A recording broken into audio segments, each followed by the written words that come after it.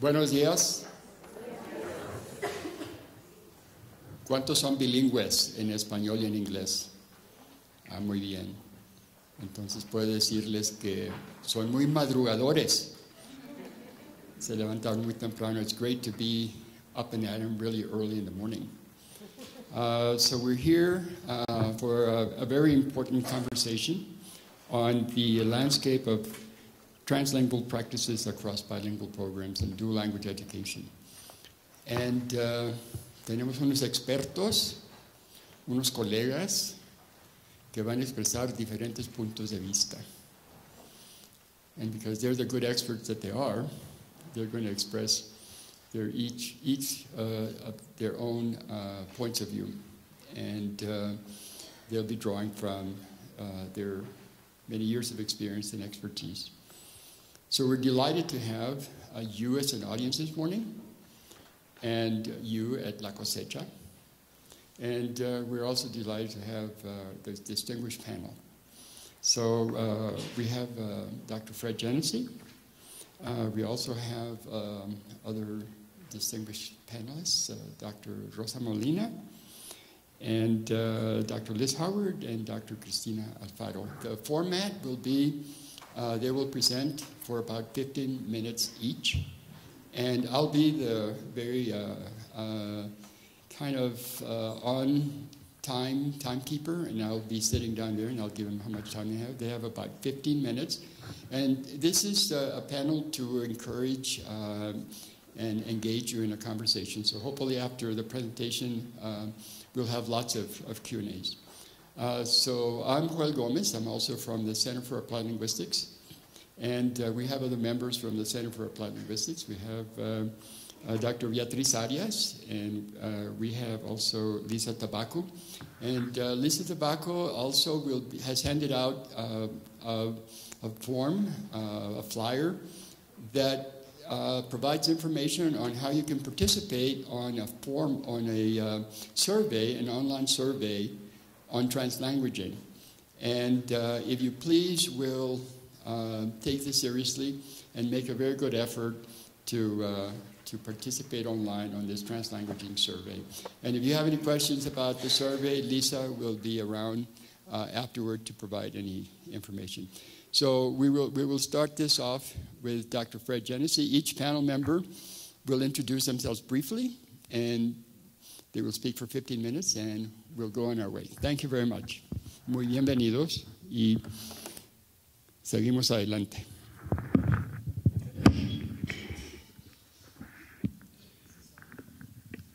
Yes. It's on now. Good. Technology was never one of my strengths.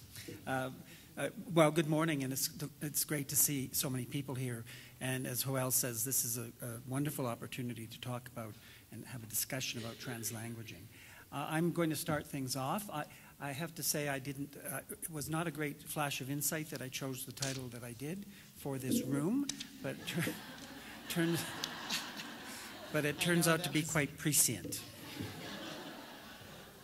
So I called it Devil in the Details because there's a big picture view of translanguaging, which I've represented pictorially as a map of Lower Manhattan, which you are all very familiar with and can identify sort of major landscapes. And I want to start off by talking about the big picture, which really comes from my area of expertise, which is research. And there is actually a considerable body of evidence that's growing that shows that bilinguals have separate language systems, however we want to define that, but these systems are highly interactive, and they interact with one another dynamically. So I'll just give you quickly some examples of that, because this is very interesting research in and of itself, but I think it's also useful for those of us who work in schools to understand how languages are represented neurocognitively and how they interact with one another. So, for example, it's now well understood, and has been understood for some time, that bilinguals can access knowledge, general conceptual knowledge, through either language, regardless of which language they have acquired that knowledge in, because the knowledge itself is represented in a common storage system. The access may be through different languages, but the knowledge itself is represented in some common way. So in this way, we can say that the two languages are contributing to some common, I don't want to say underlying, it's a common underlying knowledge base, and the knowledge is conceptual, not necessarily linguistic. Another example, which we're all familiar with, is code mixing. So when people mix languages in a single sentence, they often will take words or expressions from one language while using the other language. And there's been extensive research on this, and it's been shown quite conclusively that when you do this, and all of you who are bilingual do this, you do it in a way that you avoid breaking or violating the grammatical constraints of both languages. So it would be a useful experiment for yourself, if you haven't already noticed this, that when you do code mix, you're actually doing it in a way that respects the word order constraints, the morphological constraints of both Spanish and English. What's particularly interesting about this for me is that we looked at this phenomenon in 2- and 3-year-old children who are learning two languages.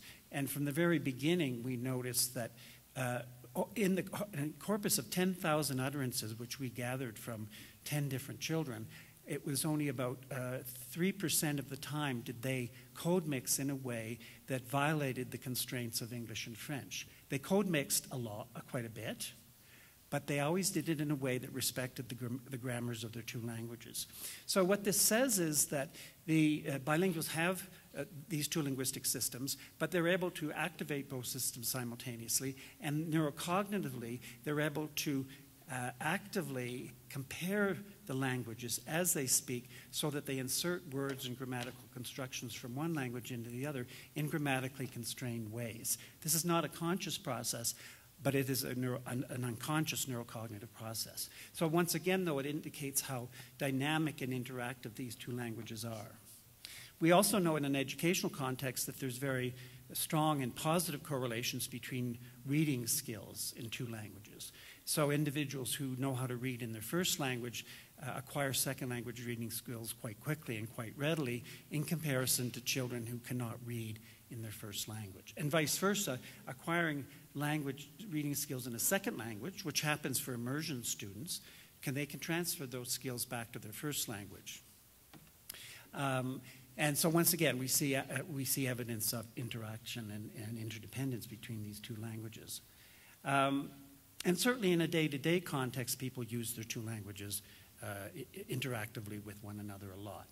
So this is research that's emerging about neurocognitive processes involved in language acquisition and language use, which really deserve our attention as educators, because they say to us, if the brain is doing this, and it's doing it whether we like it or not, and whether we know it's doing it or not, then it behooves us as educators to try and take advantage of this interconnectivity between the languages. And this was not the primary motivation behind translanguaging as it is currently being discussed.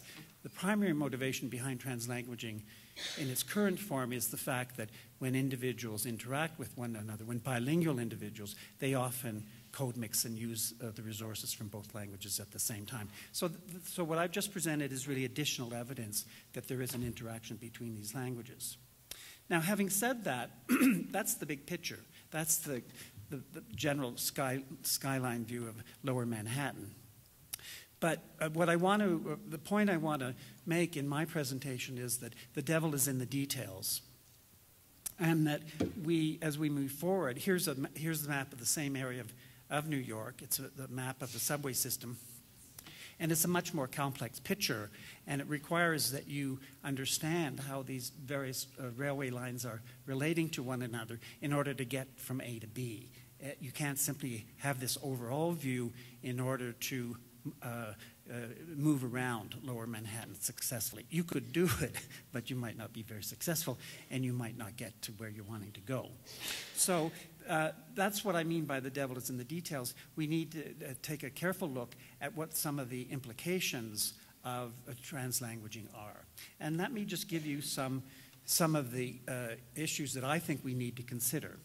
First of all, I think we need to be cautious about wholeheartedly endorsing translanguaging as a pedagogical instructional approach.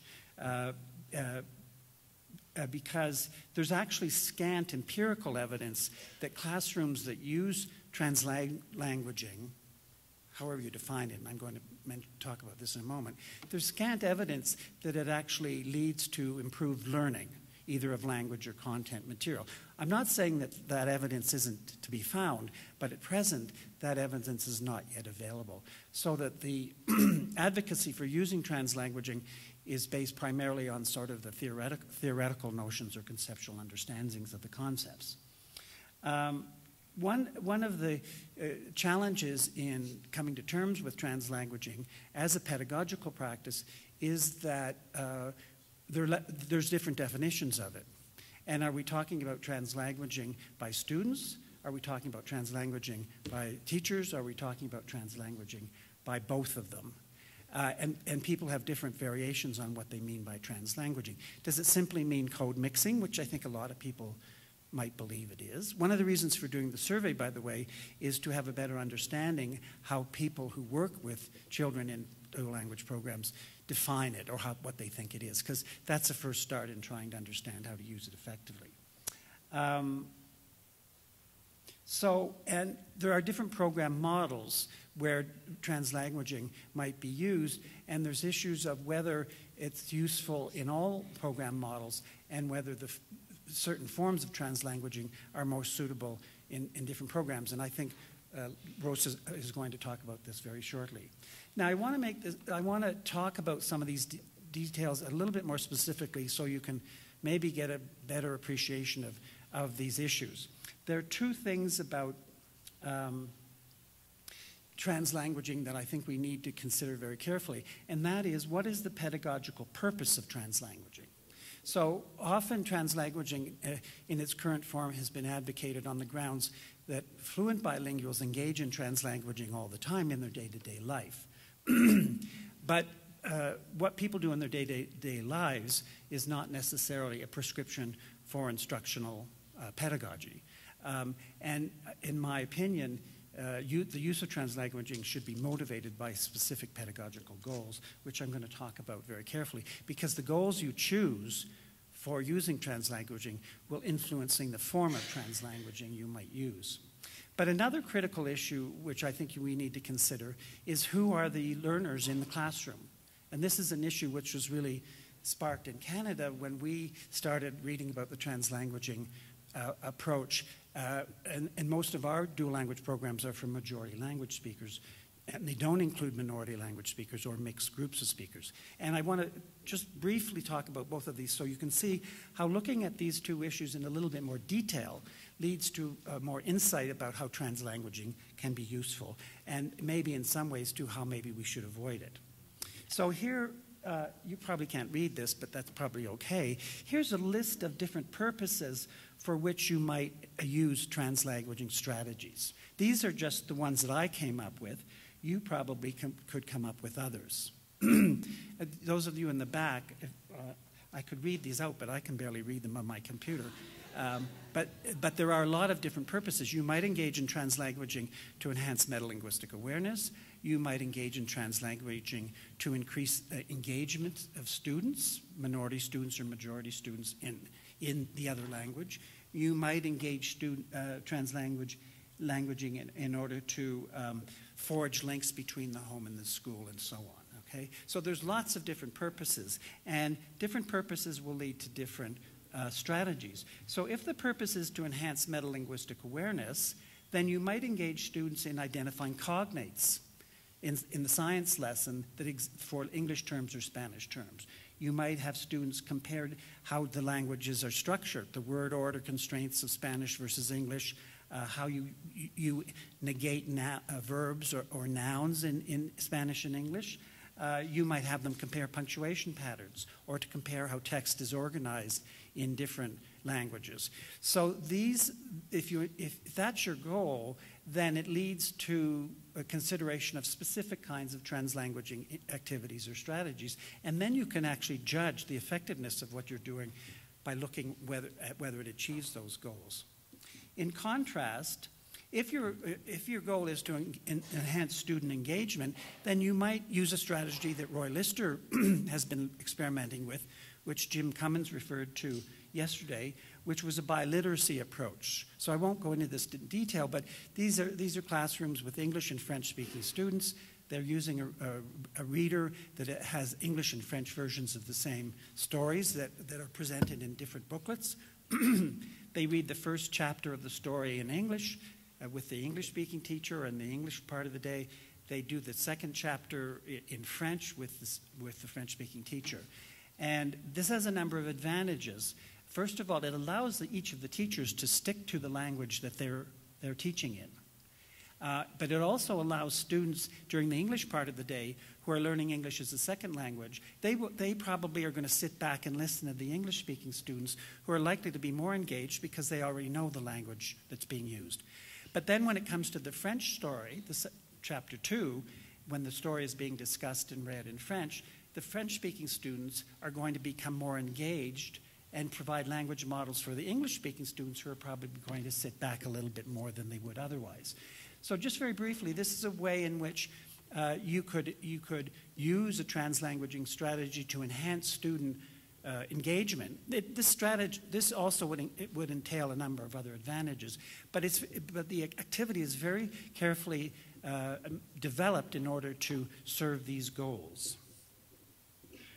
Now, another important issue I think that we need to consider is the status of the languages involved and the students who are involved. So it makes sense that you might want to encourage as much translanguaging as possible with minority language speakers whose language is not as well represented in most schools or in the community, because you want to level the playing field for these students and for this language. We know that even in programs that emphasize Spanish, often English still has a lot of precedence because there's so much English used to run the school and so forth and so on.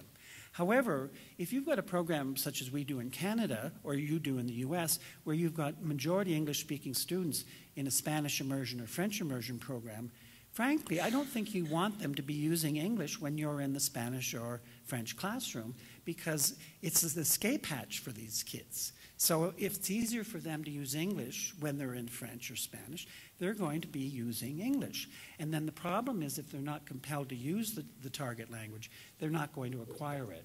And not acquiring the language means that acquiring content through that language becomes very problematic, not only in the short term, but certainly in the long term.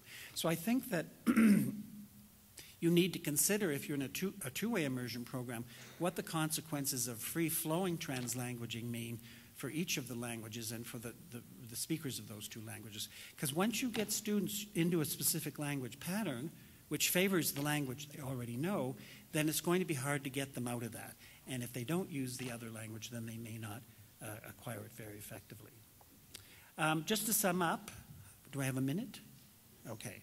Here's what I think are key elements to consider for the successful use of translanguaging. I think it's important to, by and large, separate use of the two languages to ensure that students attain high levels of competence in their second language. If they don't use the second language, they're not going to use it. So whatever translanguaging strategies you use, you want to consider to what extent it allows you to stay in the target language during those periods of the day so that the students will use it and learn it. Secondly, do not use translanguaging simply to make teaching and learning easy. So I've often heard the argument that when you're teaching content, we're doing it in the student's native language because the content's hard and they can get it more easily in the native language. The problem is just doing it because it's easy will actually make it harder in the long run, because again, if the students aren't acquiring the academic skills in that content area in their second language in the younger grades, then they're going to have great difficulty in the higher grades when content gets more difficult. I also think successful translanguaging means that you should identify very specific goals that you want to achieve by using translanguaging and use appropriate strategies or activities to achieve those goals. And finally, consider the status of the languages and language learners that you're using so that you level the playing field. An open-ended approach to translanguaging risks favoring the already favored language and disfavoring the other language. Now, if you're a visual learner, here are some icons to help you remember those strategies. And there's a little book up in the corner on the guiding principles for dual language instruction. And some of these issues are actually discussed in that book. Thank you.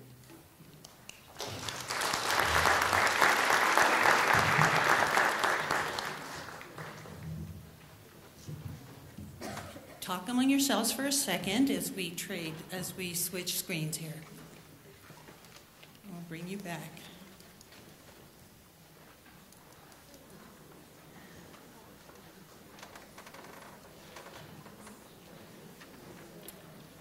All right.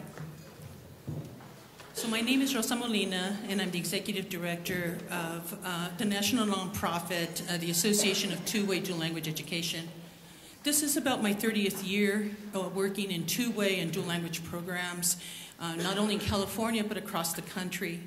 And we have been faced with this conversation around the translanguaging effort and trying to make sure that when we speak to it, that we are defining exactly what it is. And so for us, the theory of translanguaging is based on the premise that the students who have bilingual skills are able to access their first language proficiencies to link to the learning of the second language. And in making that our working definition, when we adhere to the principles of translanguaging, that we understand that it's a process, and that for us, that we have this goal that we want for all students who are studying first and second languages, and that's second or third languages, and that is metacognitive and metalinguistic development and proficiencies. So translanguaging, yesterday I thought it was very interesting to listen to Dr. Jim Cummins as he was talking about the fact that translanguaging isn't new. It's not a new process. What it is a validation of what we have referred to for so many years as code switching. But then Lily Wong Fillmore, Dr. Lily Wong Fillmore, who has worked in the field of English language development for so many years, talks about translanguaging not being an instructional strategy, but it being an outcome for students who are engaged in second language study. So I think what ends up happening in our conversation about first and second language development is that we confuse program models, and that we confuse who we're referencing this effort, how we reference this effort, and what population we're speaking to. And we know that across the United States that 90% of our programs that are designed for English learners are transitional in nature, that we offer children fundamental training in their L1 to accelerate the learning of English, but really not to produce bilingual skills on the long run. We also know that pervasive in the country are still our ESL classes. And in ESL, the use of translanguaging to accelerate the learning of English has been used for many, many years, and certainly since I've been in the profession. And then we have this concept of dual language and these models for dual language and two-way immersion, where it's literacy in two languages that is our hope, that is the work that we're trying to do, that we have clearly laid out pathways so students have multiple years for language and literacy development that will result in literacy in both languages. It's not enough for us that children speak both languages. It's important for us that children become literate in both languages over the course of their K-12 programs. So this comes to us with this, when I approach translanguaging, I look at it from the perspective of additive bilingual programs versus subtractive processes that have been in place for so long in the United States. The additive bilingual programs are four. We talk about one-way immersion programs and maintenance developmental bilingual programs that exist like in the Southwest. The two-way immersion programs that started in California, but now they transcend the country, where we have a mix of different language learners, native speakers combined with bilingual children, combined with English fluent students, so that the kids are learning the language from each other, and there's cross-learning of language. And then, of course, the maintenance bilingual programs the maintenance heritage programs where we have groups of Native people who are recapturing a lost language. And students are engaged in formal language study for multiple years to be able to attain biliteracy.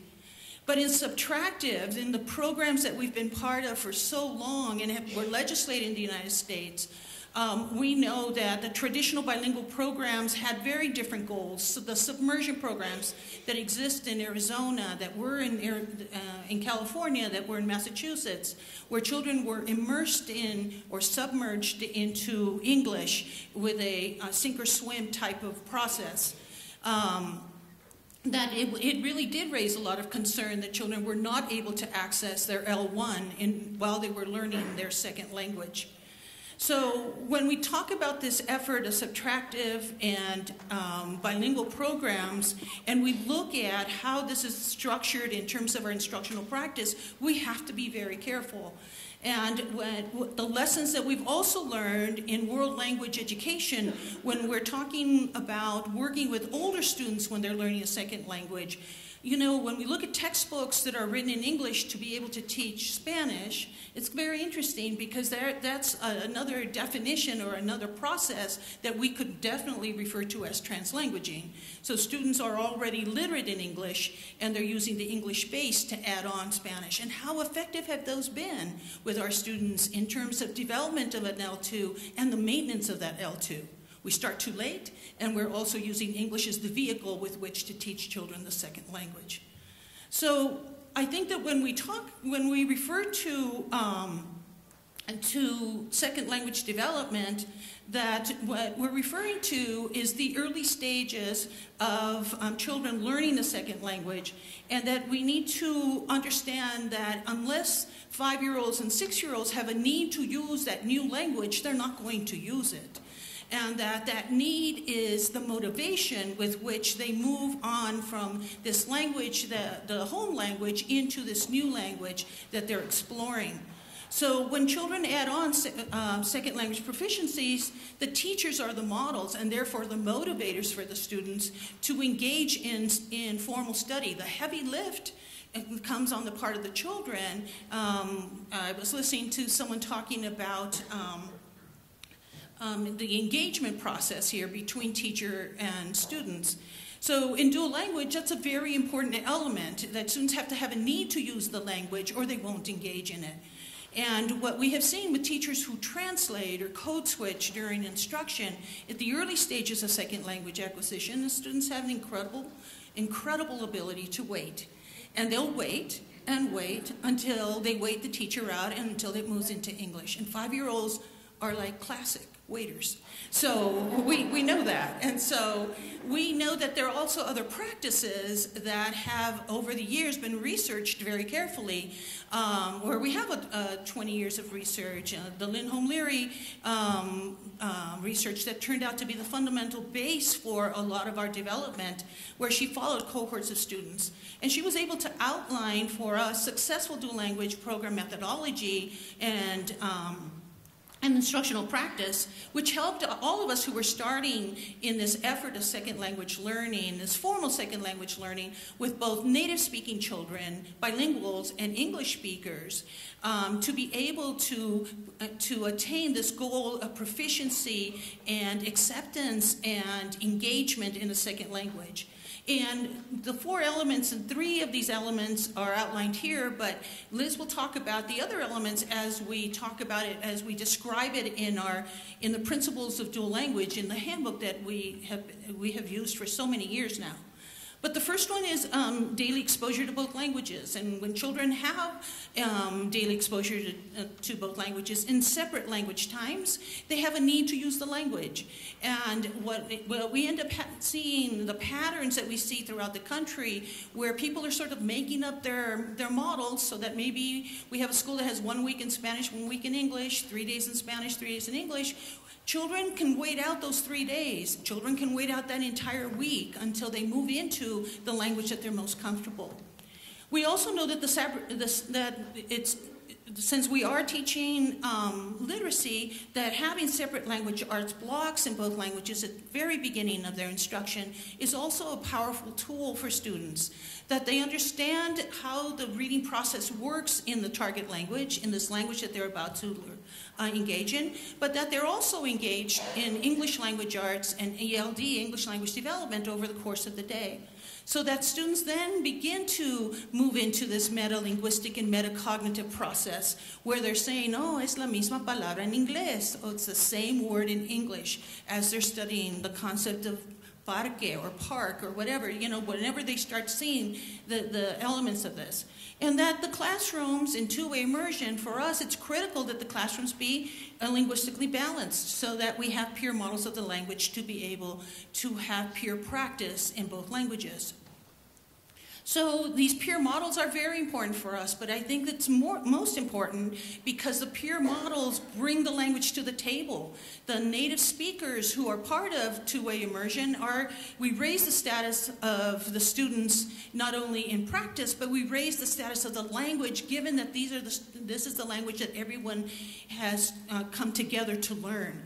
And so that's been the beauty of two-way immersion, this combination of English fluent students with bilinguals with native speakers.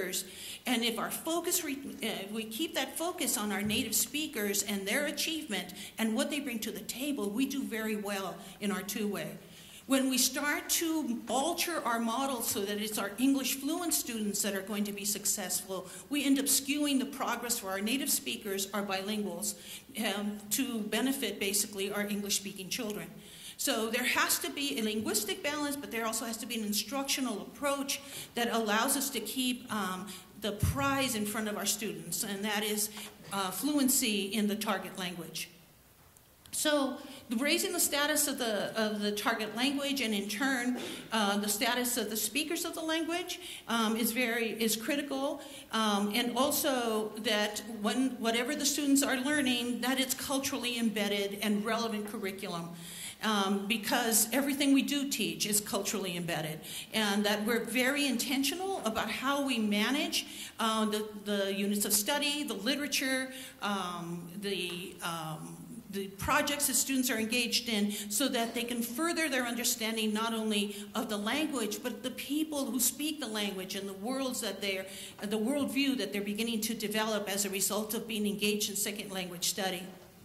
So there are a boatload of effective programmatic practices, but the teachers are the most important components in this effort, because students actually model their teachers' capability in the language. If our teachers are skirting around using the future tense, the students will skirt around using the future tense.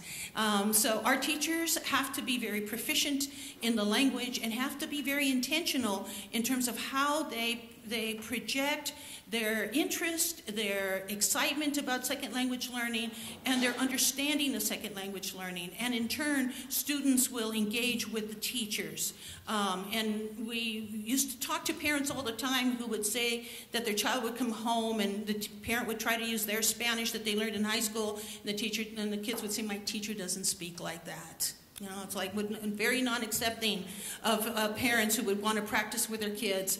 And over the years, as a principal and a site administrator, I would see many, many children that could make that distinction between who they would speak Spanish with and who they had a relationship in English with, and that was very important for them to retain. Bilingual children in this work is a gift to all of us, because bilingual children become the language navigators in classrooms, especially in two-way classrooms. They can accelerate the use of the language, the learning of the language, the understanding of how to use the language, and understand that when we talk about translanguaging, we're talking about a focus on children who already come in as bilinguals. And these are the students that are very, very important to us in two-way immersion, students who have some type of dominance in both languages. But remember that at age 5, most bilingual students are not reading or writing upon entering kinder.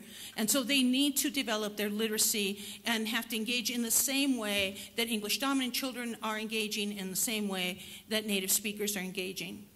So we are left with a series of questions in this concept of translanguaging in the field. We've had many, many forums across the country, and our teachers have many questions about guidelines, and they need clear guidelines. Is this a strategy? Are these strategies?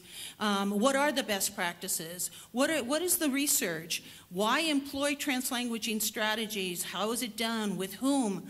Have student linguistic outcomes been researched with different language groups? What are those outcomes?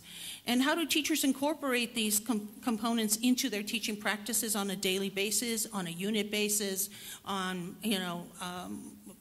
on a weekly basis? How does it all come together? So I leave this conversation with a lot of questions because we don't have clear definition. We do have years of research on how to incorporate or how to conduct second language learning programs effectively, but we don't have a lot of research on what it means for us to employ code switching or translanguaging efforts into instructional practice. And so I leave you with that. Okay, thank you. Yes.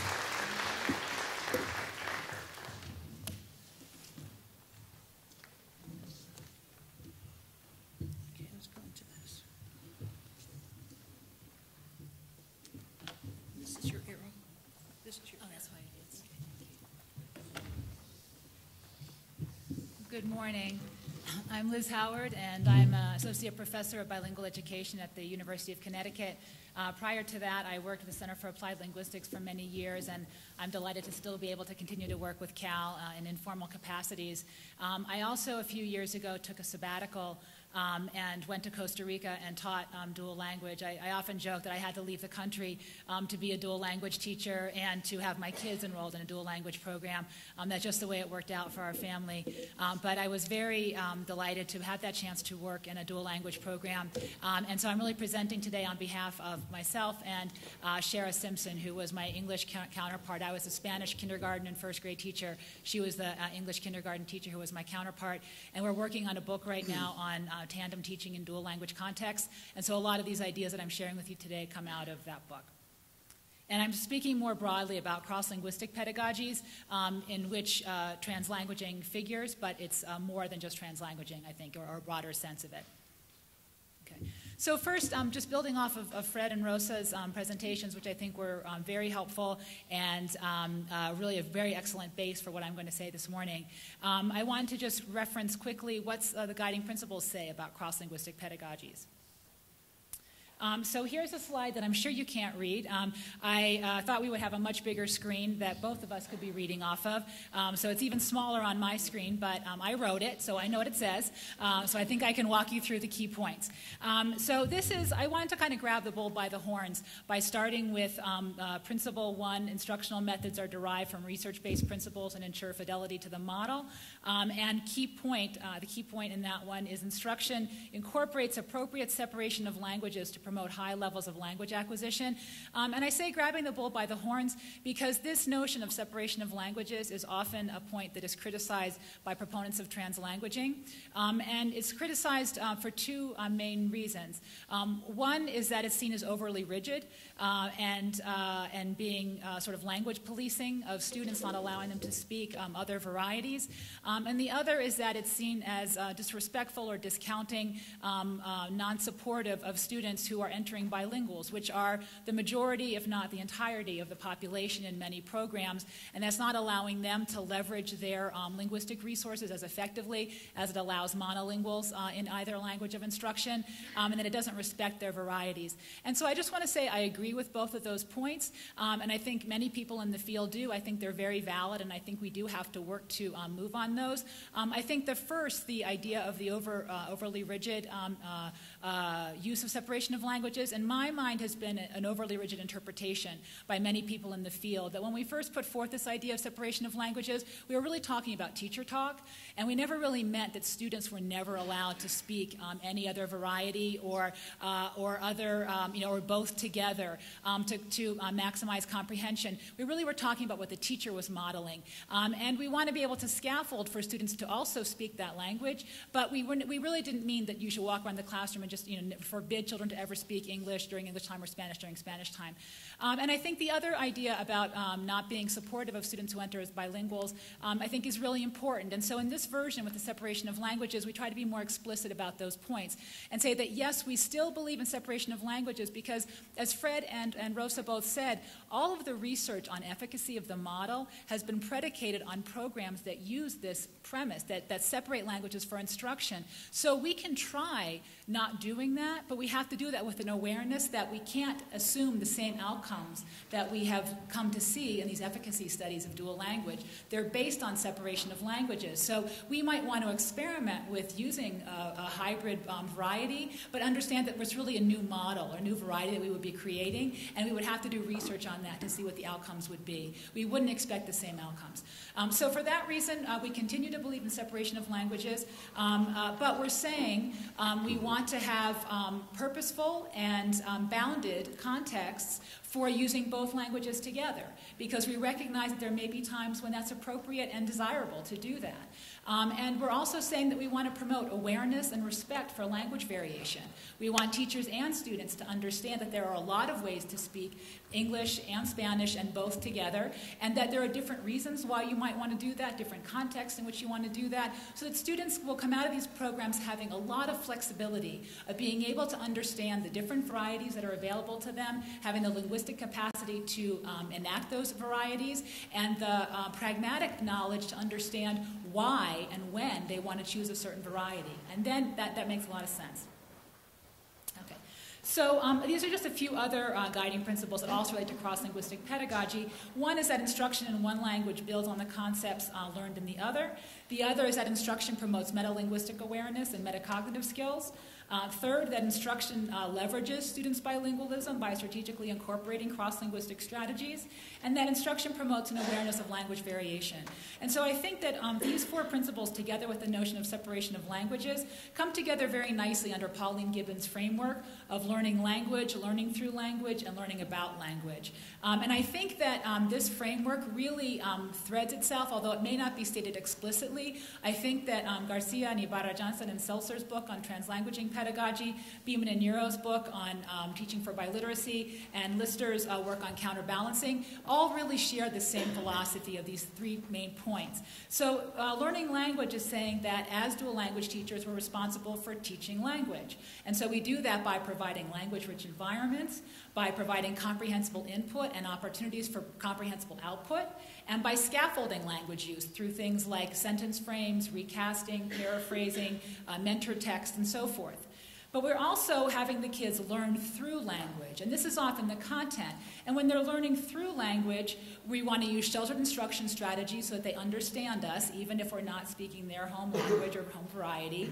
But we also want to encourage and allow students to speak whatever variety is most comfortable for them to process that content. That's where that counterbalancing notion of Lister's, I think, makes a lot of sense, that you want to think to yourself, you're responsible for content and language instruction, but you're not going to give equal weight to both of those every minute of the day. Sometimes you're giving more weight to the language, and then you're really doing this sentence frames. You're having the kids repeat with you, practice with you. You're holding them accountable for those language structures. Other times you're weighting more with the content, and then you want them to do whatever they can do to understand that content. So that's why I think we want to think about these things as a seesaw in a way. We're working on both sides, but not equally at all times. And then finally, we're learning about language, so developing metalinguistic and cross-linguistic awareness, and developing an appreciation for language variation. So how can we do that? How can dual language teachers organize instruction through cross-linguistic pedagogies? So there are a number of approaches that Cher and I have developed, and I'm just going to walk through them quickly with you and show you some examples of what they might look like.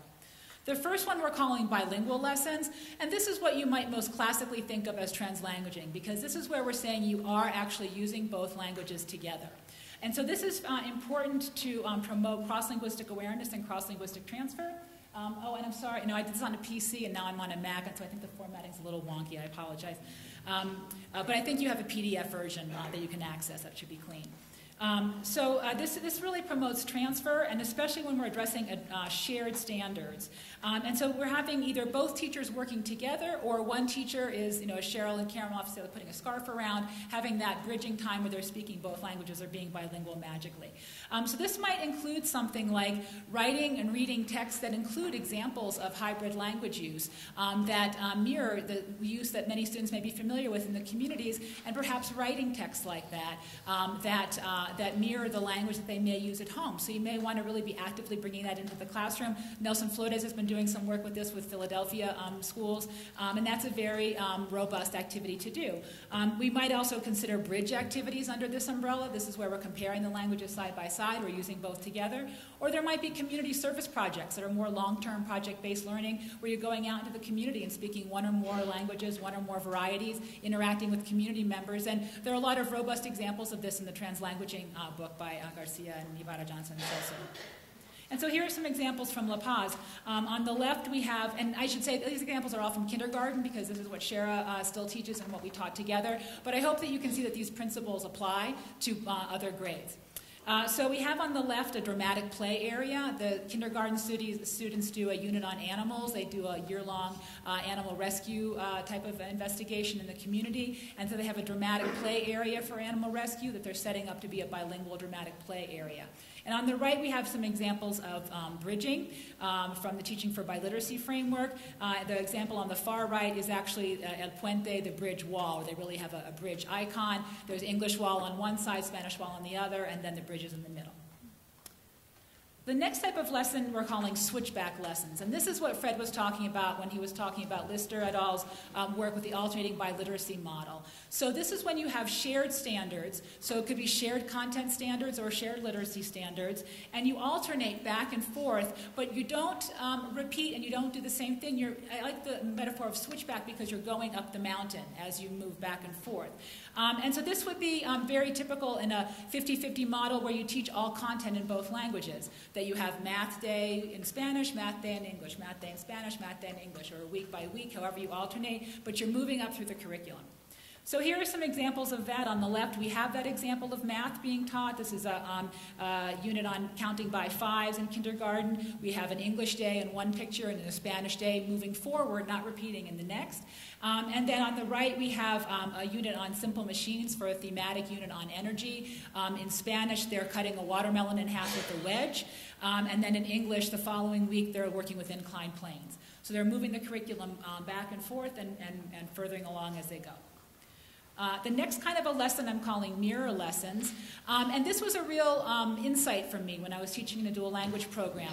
Before I was teaching at La Paz, I had been a transitional bilingual teacher, but not a dual language teacher. But I did a lot of teacher training at Cal and beyond. And we always said, you don't repeat lessons in both languages. You want to sort of do what I just said, the switchback lesson. You want to move forward. You don't want to repeat.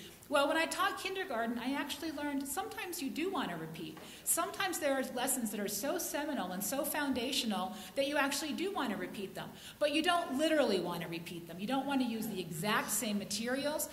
So to me, the litmus test is if this is the kind of mini lesson that you would do repeatedly in a monolingual classroom, if you were a mainstream teacher teaching only in English, and you would do this kind of lesson more than once, then it makes sense to do it in both languages, but with different materials. So for example, in kindergarten, we did a lot of lessons on 3 ways to read a book before we would go off and do independent reading or buddy reading. And we did these repeatedly in both English and Spanish, but with different books. And likewise, we did a lot of work on fiction and nonfiction text, telling the difference. So we would do this in English and in Spanish, but with different texts. The next kind of lesson, bless you, I'm calling foreground-background lessons. And so this is often applicable in a 90-10 type of program or in a program where you don't teach all the content in both languages, where you might teach science in one language and math in the other. And the way a foreground-background lesson works is that the person who is responsible for the standards, so for example, if I teach science in English, I'm responsible for the standards. Rosa, who's teaching Spanish, is teaching social studies. She's not teaching science. She's not responsible. But she's going to help me out with some background support. So I'm going to teach the lesson. I'm going to teach the lesson in a thorough way. I'm the foreground teacher. But while I'm teaching my lesson on the water cycle, She's going to be doing a read aloud one day during Spanish read aloud time that happens to do with some of the vocabulary from the water cycle. Or she's going to do some flashcards during freeze dancing someday that have to do with some of that vocabulary. She's not going to be doing whole lessons about it, but she's going to pick up some ways to build in some of the vocabulary, some of the concepts as sort of a touchstone during her lesson. And so here's, and also this can be within the context of the Teaching for Biliteracy framework, the extension lesson. After you go through the whole framework, you do the bridge and do the extension. So here's an example in a Mandarin English unit that I developed with a graduate student, where there's a nutrition unit for second grade developed all through Mandarin. When the unit is done, we do the bridge, and then there's this English extension where we read the book, The Runaway Walk. We talk about My Plate, where the different nutritional elements. We do a Chinese New Year party and look at recipes and analyze them for nutritional content, and do some comparison with Jack and the Beanstalk, because we just read that on a unit in Fairy Tale. So this is a way that we can do a little bit of picking up of some of the main ideas of the nutrition unit, but we're not reteaching it. Another type of approach is called the complementary lesson. And this is where, again, most typically where you have different standards, different content areas. So I'm teaching science in English, Rosa's teaching social studies in Spanish, but we find ways to have compatible units at the same time. So Shara and I did this, for example, during a land and sea theme, where she taught the water cycle in science, which she was responsible for in English, and I taught weather at the same time in Spanish, because I was responsible for social studies. And so both of those units brought up vocabulary around precipitation and rain and clouds and things like that, but we weren't teaching the same content, but we had a lot of overlap. So this is an example of some of the books that you might use that would have that overlap, and then on the left you can see some of the work that I did with the kids for weather, looking at the clothes you wear in different kinds of weather, the weather conditions, and then there's a water cycle song that she did in English. And the final kind of lesson are standalone lessons. And these are lessons where you have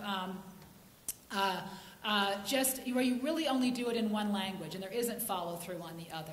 And so these are the kinds of lessons that you are most judicious about. You use these the least in a dual language context. But there are times when they're appropriate, when there are things that are really very language specific, and or they're so simple or basic, or they've been repeated perhaps from year to year, that you really don't need to spend the time doing them in both languages at any level. So for example, in early literacy, sight words in English, for example, is something that's very specific to English. And so you're really going to be doing a sight word lesson in English, but syllabic literacy you're going to be doing in Spanish. So looking at the syllable construction, that's a more Spanish-specific activity.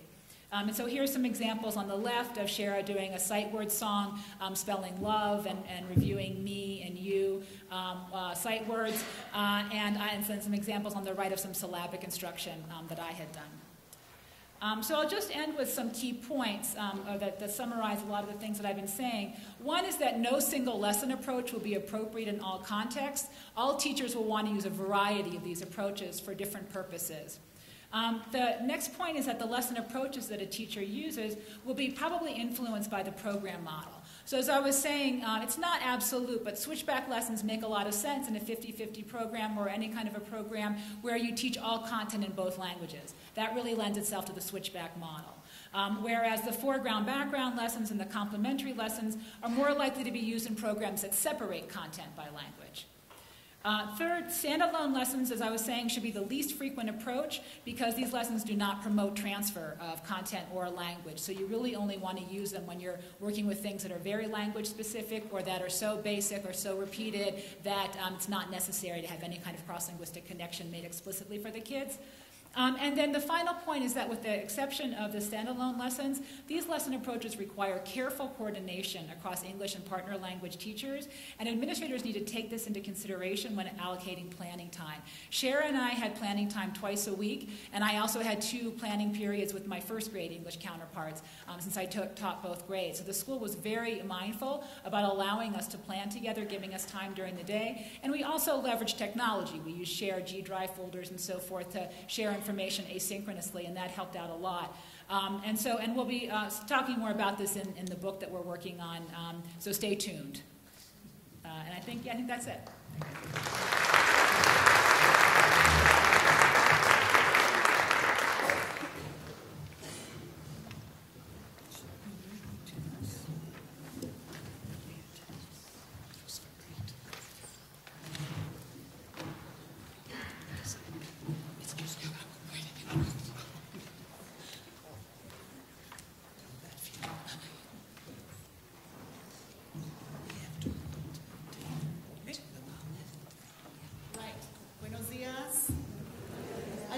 off by thanking Cal for putting this panel together. As you can see, my topic relates to, so what do teachers need to know as we're preparing teachers? Because as you know, we have a lot of discussion that's going on, and it revolves around, so if all this is happening in dual language programs, we really need to get it together as to how we're going to present this to pre-service teachers. So that's a topic that I'm going to talk about. One of the things that we need to consider is when we're working with teachers that are coming into the profession, is that typically many of them have not had an opportunity to really begin to deconstruct how they feel about language, how they feel about their own biliteracy development. So we need to start with that. And first, I'm going to start off with a quote from one of our bilingual pre-service teachers. As you know, I'm from California, San Diego State University, and we, for 20 years, were under this Proposition 227 that restricted language in classrooms, but now we're under 58, so we're much better. But she started off by saying, I am a product of California Proposition 227, deslenguada, detongued, due to restrictive language policies. I lost my language, pero no perdí el orgullo de mi cultura y raíces, but I did not lose my roots and my cultural pride. As a result, I have worked hard to regain and reclaim my language, Espanol, in an effort to develop a high level of language and cultural efficacy to better serve my bilingual students. That is the nature of many of the bilingual credential students that are coming into programs, not only in California, but throughout the nation. And many of them, I was just doing a recruitment, we call them cafecitos, where we talk with students. And some of them come in and they say, I want to be a bilingual teacher, but my Spanish sucks. I mean, and because I say, let's be real, why are you here and how can we help you? So it's going through that, and basically it's because they've been brought up, raised and schooled in restrictive language policies. So that's the first thing that we have to think about. But just to recap, I think we've heard a lot this morning about what we need to know and teach dual language teachers. And as Fred talked about is, first we need to understand the research and what it tells us about translanguaging, and looking at and juxtaposing the different perspectives. Understand the dual language models in relation to translanguaging that Rosa spoke about. And of course the guiding principles that Liz talked about as far as dual language education, and then looking at what is translanguaging and what is it not. So this has been covered by my colleagues here. And then, of course, begin to interrogate what translanguaging sounds like and looks like in dual language classrooms, because I think that, as a researcher, that's the first thing I look at. Okay, so those people that say that are using it, what does it look like? What does it sound like? What does it mean as far as language allocations? What does it mean as, all the things that have already been discussed? So these are the types of activities and critical questions that we have to put our pre-credential students in. And then, of course, ultimately is for these students to begin to construct their own ideological clarity as to whether or not, when they step into a classroom, are they going to announce or denounce translanguaging as part of their pedagogy, classroom pedagogy. So a lot of work to be done, and it's all done in 2 semesters. So it's a lot. But the first thing that we do with teachers is we need to, there's this whole historical piece that a lot of our young teachers are not even aware of. But those of you that have been in bilingual education for a long time, and all of us up here have been for probably more than 30 years each, or more. But I know that's my situation. But we went from, labeling our students NEP, LEP, FEP, EL, long-term English learner, ever English learner, emergent bilinguals, and what we're calling it at our university is we're bilingual learners. We're learning both languages simultaneously. And I had the privilege and the honor of having dinner with Lily Wong Filmer last night, and I was talking with her about, like, what if we just call our students linguistic geniuses? What if we just look at our students as linguistic geniuses? So that was our conversation last night, and actually a colleague of mine, Lilia Bartolome, who's in the Applied Linguistics Department in Boston, we wrote an article that just got published, as a matter of fact, about this. And so what we're looking at as far as is this, how we view our students, right? And that's the very first thing when we're working with teachers, is begin to add this positive, not changing from this deficit view to a positive view. So we look at linguistic geniuses, and we're looking at this powerful reality of the bilingual experiences grounded in the usage, flexibility, interchangeability of 2 or more languages. The interpretations of each interaction are broadened with a layer of sociolinguistic and cultural relevance that proudly speaks to only those who identify with living and learning in dual language contexts.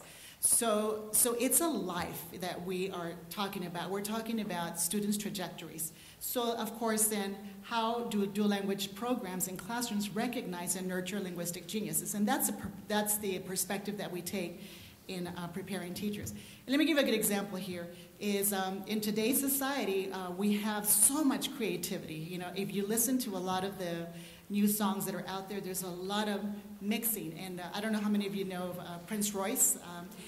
He's a bachata singer. He basically has changed a lot of the music. Stand By Me, it's a very old, rhythms and blues song, and so he changed it, and he put a lot of combination of language. And here's just a stance. And if when I do other workshops, I actually put the music on, and with my students, we began to analyze how we can use the creativity of music here. So when we look at this, really when you look at language, it's a dialect with an army and a navy. And you look at it and you say, okay, so when we mix languages, and in this case, Prince Royce does it for creativity, and many artists do it for creativity. Then we look at, is it rule governed, and we're looking at the syntax, we're looking at the lexicon, and so all these aspects. So there's a lot to be analyzed, and what I've seen is teachers are using a lot of the creativity when they're looking at translanguaging. So that's just another topic. But going back to teacher preparation. So in bilingual teacher preparation, we are right now going through the process of naming and confronting the challenges that we have in teacher preparation. So the first thing is that not all of our bilingual teachers have the same degree of linguistic background and demand. So many people come from different backgrounds. And each candidate has a very different, distinct schooling experience. Some of them have been in dual language programs, transitional, English only, and so on and so forth. A colleague of mine, Dr. Ana Hernandez from San Marcos University, and myself have put together, right now, when we put this together, we had 22 distinct bilingual teacher candidate profiles, but it's growing. And so we're going to be updating this, and this is a paper that we wrote that's forthcoming. But we look at just some of our students are native Spanish speakers, and again, it's a bilingual Spanish-English program that we both work with. Some of them are native English speakers, bilingual speakers, but just looking at all the different profiles. So as teacher educators, we need to take that into account. So in doing so, and as far as translanguaging is concerned, then we look at, first of all, developing this critical consciousness of how, for example, I was raised on the border of Calexico and Mexicali, which is a border town, and I grew up speaking both languages simultaneously. That was the way my life was. And I grew up by my parents telling me, no mezcles los idiomas, eso es malo. That's so bad to mix your languages. It was like it's Inglés o Español, but you never mix. And I knew that, and I always felt guilty when I mixed, but I mixed. It didn't take it away. It was my lifestyle. So we began to look at that and just really become conscious of the way that we speak, when we translanguage, when we don't. And then looking at the level of just competence in our biliteracy, bilingualism, and bicognitive development for our teachers. And so we began there, and then we look at what is the sociocultural competence, the sociolinguistic competence, and then how does that transfer into your own classroom pedagogy in relation to translanguaging?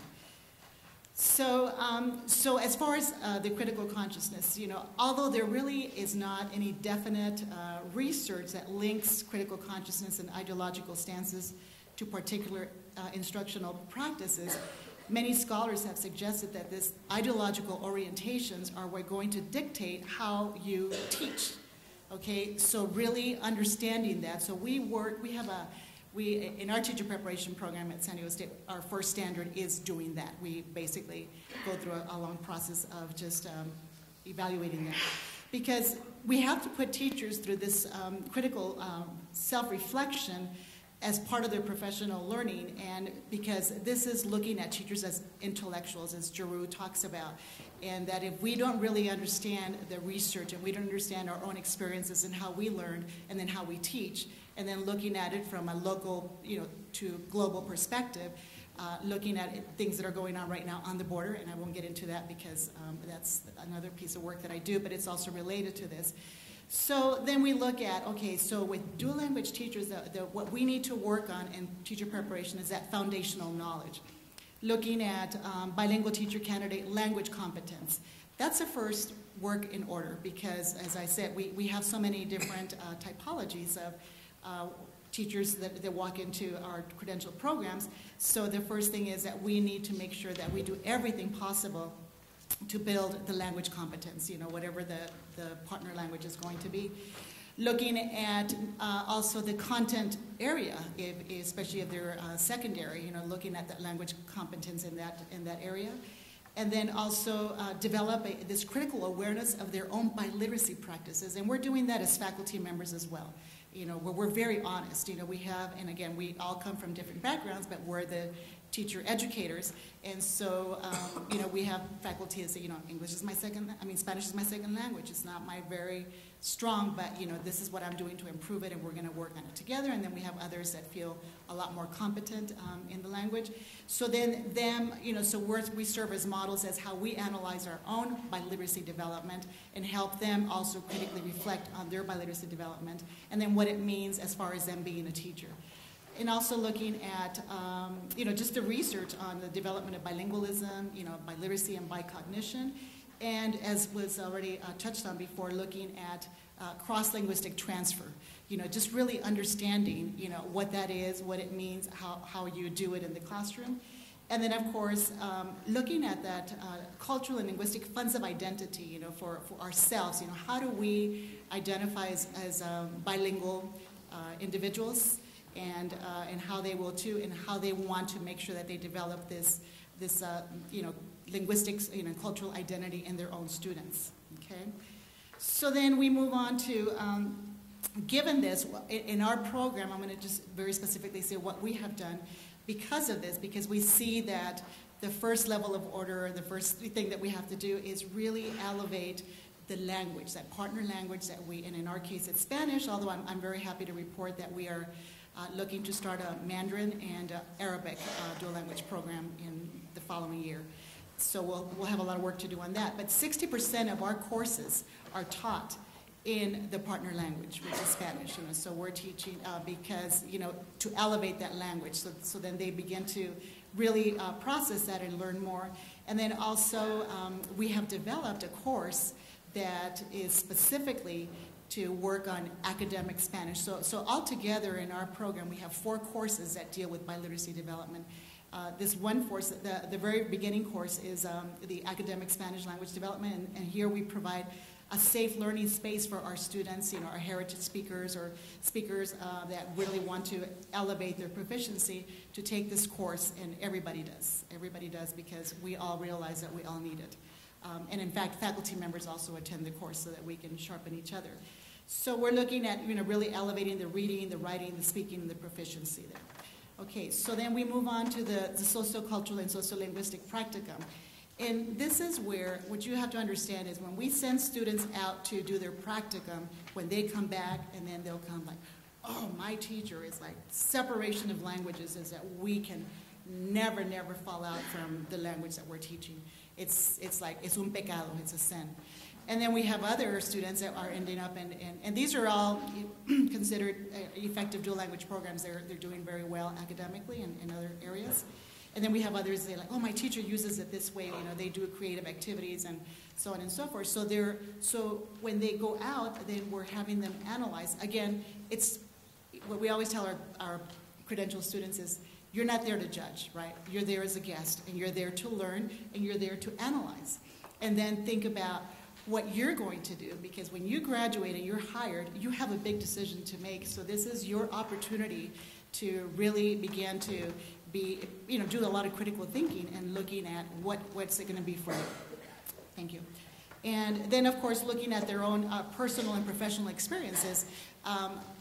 In the hallway, as I walk out of my office, and we have, and by the way, we have the largest bilingual teacher preparation program in the state of California. And so the students are, and I hear a lot of translanguaging going on. They walk into the classroom, and if it's a Spanish reading course, they're doing Spanish reading.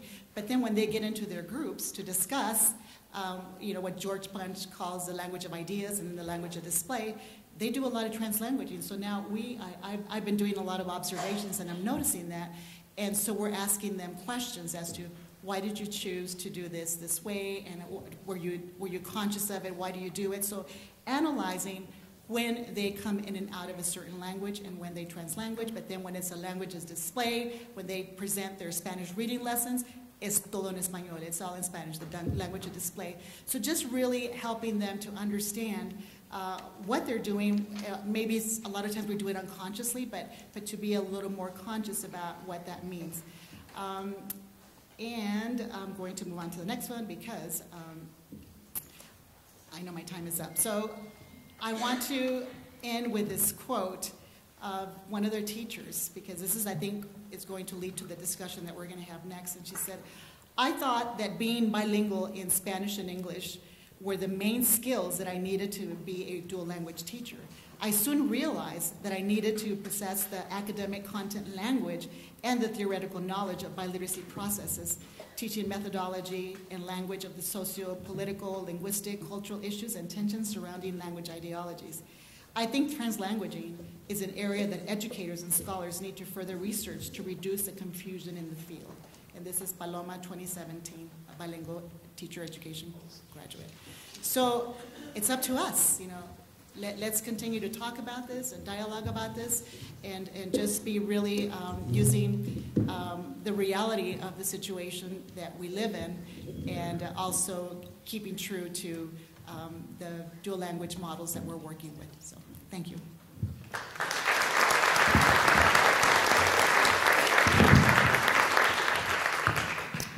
What fantastic presentations. Aren't they great presenters? Oh my gosh. It has to be very humbling to listen to these four presenters. I wish we could take them home and continue the conversation. And if we work in higher ed, I wish we would have them as guest speakers every class period. And if we're district level people, we probably wish we could take them with us, so that they could continue talking to not only our teachers, but our school board members and our district office people and parents. So wonderful presentations again. Thank you very much. And we probably have around 10 minutes, 15 minutes for questions and answers. You're very far away, some of you, and some of you are very close.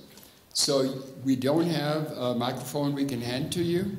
If you have comments or questions, please use your teacher's voice as loudly as you can. And then, to the extent that I can, I will try to paraphrase the question. And then I will not attempt to answer the questions. I will just allow the distinguished panel members to volunteer to answer the question. So what are some of your comments? Any thoughts? Yes. So I'm really curious for anybody on the panel. Has there been any work with translanguaging and identity development in students, like specifically in like role identity or the scholar identity development? The kids that are coming to us as bilingual students but perhaps not having the benefit of a dynamic bilingual program for them to access and the role that it might play in their success, or that they're developing like academic invulnerability to withstand some of the issues that they face in traditional classes. So language development and identity. Who's up? In traditional classes? And more in dual language. I mean, I think the point that you made about the teachers really having to get their head around what does this mean, and are we looking through the lens of whether it's an additive program or a subtractive, or like these are skills that you can leverage that we're taking further, are we sending that message? I'm just curious if you've seen research behind it that documents whether translanguaging can be embraced to help develop that identity, maybe not as an instructional practice, but or... That's a really good question. The short answer is nothing that I know of. I just wrote a review article with Roy Lister and colleagues on translanguaging. And as part of that, we tried to track down as much research as we could on the effectiveness of translanguaging. And as far as I can tell, and there may be research out there that I'm not aware of, but as far as I can tell, a lot of the focus seems to have been on translanguaging as a way of enhancing language development and academic achievement. But I have to say that my reading of a lot of the literature, the goals of translanguaging have not been clearly specified. A lot of the writing on it that I've read has been providing a rationale for promoting translanguaging. So I think we're in the next phase of the development of this idea. But I think your question is a really important one, and is one that actually should be looked at quite seriously. Yeah, the idea, from a research point of view. Yeah, the idea of identity and language development and translanguaging obviously is very, very important. Speaking as a bilingual, having gone to school, first speaking only Spanish, and then getting on a journey to learn English. The question, we go through the journey like where Chris says, some of the students said, we feel very, I won't use the word you said, Christina, but we feel very bad about our Spanish when we go to a university teacher prep classes because we haven't had training in Spanish, and so we look at our identity. Who are we? And we're faced with our monolingual English speaker colleagues who speak English. We also in La Frontera, along the border, and other parts of the United States, we're faced with our colleagues maybe from Mexico or Argentina or Colombia, who are native Spanish speakers and are monolingual Spanish speakers. And we say, híjole, I can't be like that English monolingual speaker, and I can't be like that Spanish monolingual speaker. Who am I going to be like? Who am I going to be? Am I going to be always in the shadows? Am I always going to be feeling bad? Because I'm not like this and I'm not like that. And that's the expectation. I also think, and I'm sorry to interrupt you, but I also think that the roots of two-way immersion, for example, the way it was developed originally was to stave off language loss in a community where it was moving so dramatically out of the reality of our students in those communities. So in staving that off, we were committed using kind of a long history of understanding what transitional bilingual was doing to bringing it into, the same concept of, linguistic geniuses. These children bring this incredible gift to the table. Now, how do we take that further? And so I think that if we can retain that in all the work that we do and continue to focus on this, on the development of second language learners over the course of their K-12 development, which our mantra as an organization is that you don't have to lose a language to learn a language, and how silly we've been for so long to engage in these language replacement efforts instead of capitalizing on what the children bring to the table. So I think that if we continue with that focus and we move forward in our practice with that focus, that we will be able to have programs that have a tremendous amount of integrity and a tremendous amount of focus on this moral imperative that we all face when we work with students whose language is different than the mainstream language. And how to retain that, how to move that forward so that the children themselves feel that they're part of this effort, that they're part of this educational system. So just know that that's how this whole thing started for a period of time in California. I was just going to add that I think your question is very on point, and I've often thought that translanguaging aligns very well with the third goal of dual language programs of cross-cultural competence and identity development. So I think the field is rich for investigations on this topic. But like Fred, I don't know of any research that has been done directly on it. But one thing that I can offer is there's an excellent documentary, mini documentary created by University of Texas at El Paso called I Speak Identity. You can just go to YouTube and Google it, or YouTube search it. But it doesn't have anything to do with dual language, but it profiles 4 adults based at University of Texas at El Paso who use English and Spanish and were exposed to it in different varieties and contexts, and it talks a lot about their identity as a result. So it's kind of a nice point of departure. I share it in my graduate classes, and it really is a wonderful vehicle for talking about these kinds of issues and the identity aspects that come along with language use in a variety along the spectrum. Well, I'll just compliment. There is research on sense of well-being, social development, identity, and aspirations among minority language students in dual language programs. But they're programs that are probably would be regarded as traditional in the context of this discussion. But that research shows that there's very positive social, personal effects of being bilingual when students participate in dual language programs on these non-academic, non-cognitive. So there's every reason to believe that translanguaging would actually contribute to that itself. So it was a very, very productive question. Yes? So I would like to say that I think there actually is a good body of research that looks at that link between identity and translanguaging in dual language spaces. It's small, but it's growing. There was a recent special issue in the journal Language, Identity, and Education that was actually co-edited by Okene Garcia, that several of the articles in it are located in dual language spaces, although not all of them. But internationally, dual language spaces, one in a Welsh space and one in a Texas space. And in fact, most of the research in the area is qualitative.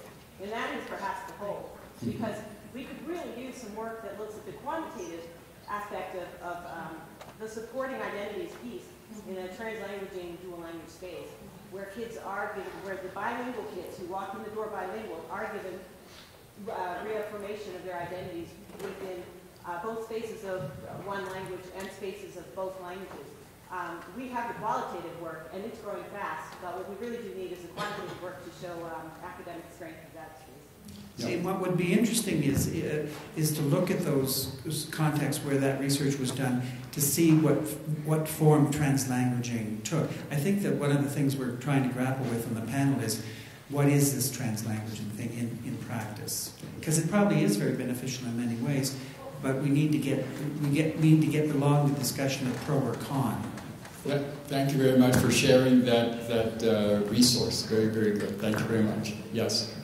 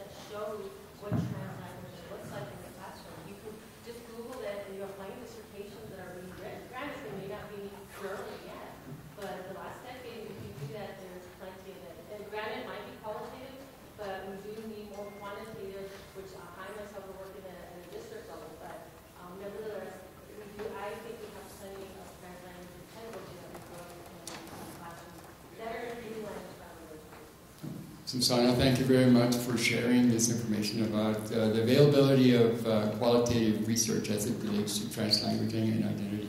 And as you say, the need for more quantitative research. Any reactions? As I say, I also thank you for pointing that out, and I agree that there are those resources, but I think I also agree with Fred that I don't know that there's convergence among all of them about exactly what it is. I think there's still variability around what it looks like, and are we talking about kids' practices informally during classroom? Are we talking about pedagogical techniques that teachers are using? Are we talking about certain periods of the time for certain purposes? Are we talking about all day long? Or what what do we really mean by it? What are the domains in which it happens? What are the reasons for it, the motivations for it? I think my feeling is that as a field there isn't a lot of clarity. There's a lot of different examples and ideas that I think we could start to mine to start to work towards convergence, but in my mind there isn't clear convergence yet.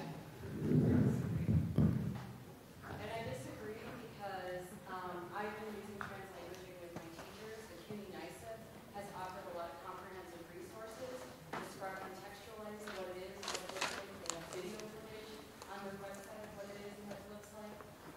And last year I was working with a group of monolingual teachers up in Hooters School District in Fort Collins. They were all monolingual English, working with multilingual learners, and they started using this notion of translanguaging in their classroom. And what they found before and after, we did research in the course about before practices and after practices. I'm happy to share the PowerPoint with you. We presented at Colorado Cave, and we also posted a video of it on the bilingual research SIG. And that work demonstrated that the student self-efficacy went way up, student engagement went way up when they had access to their native language to be able to understand content-based learning in English only. And so once there was this meaningful embedding of using the native language, it was very supportive. Now you might be thinking in your mind, is that really translanguaging? But my question is, I'm curious why we're questioning the folks who have developed this notion of translanguaging are themselves bilingual learners in the U.S. context who come from Chicana backgrounds and Latina backgrounds. And why is it that we're not instead saying, can we come together to co-understand this? Instead, it feels like this separation. And I'm sorry, but it feels a little racial. Yeah, thank you very much for your thoughts. And also, could you provide again, maybe where we could go, did you say there's a source where we could go online to get this information? Yeah, it's the CUNY. Oh yeah, yes, the CUNY. CUNY dash, like hyphen. Yes. NYSIEB, that's the grant funding that they received to do kind of the research and the kind of essential understandings of what translanguaging is.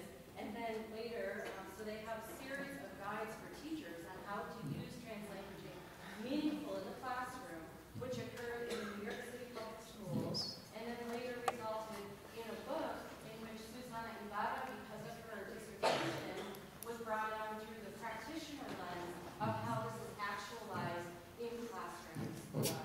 I'm very familiar with the website, and we'll be very happy to share that along with the PowerPoint that we had. Ophelia was also one of our board members in the Center for Applied Linguistics, and Ophelia and I have had really productive conversations around this topic. Thank you very much for your comments also. Just to close this conversation, I know we can continue forever with this. That was a great question. See what you did? You stirred it up. But I wanted to let you know that there's an organization called INCUS, the National Center for Urban School Transformation. And for the last couple of decades, they've looked at urban schools where there's high poverty, a large population of English learners, but that are succeeding academically. This year was the first year that we included dual language programs across the nation to look at these bright spots in these areas. So we have a lot of quantitative data, and one of the questions that we have is looking at translanguaging practices in these schools. The award-winning school, there were 3 levels, gold, silver, and bronze, uses translanguaging practices. Our research team is going in there, and we have, and of course they have the academic scores. So the scores are there. So we're going to be looking at this more specifically and writing about this. So be on the lookout, because we'll have the quantitative data and seeing, and then looking exactly how do they use it, and very specifically. So I think that the research is out there, and we'll be seeing lots of publications very soon, from people that are in this audience as well. Thank you very much. We're out of time, and I will just say in closing this session, we have no more time because people have to go this way, but I will just say one thing. We all know as educators that when we learn to be teachers, we learn that we ask to build on what students bring to school.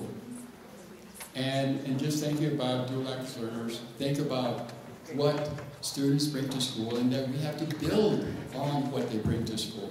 So those are my parting thoughts for this wonderful session. Let's give another round of applause.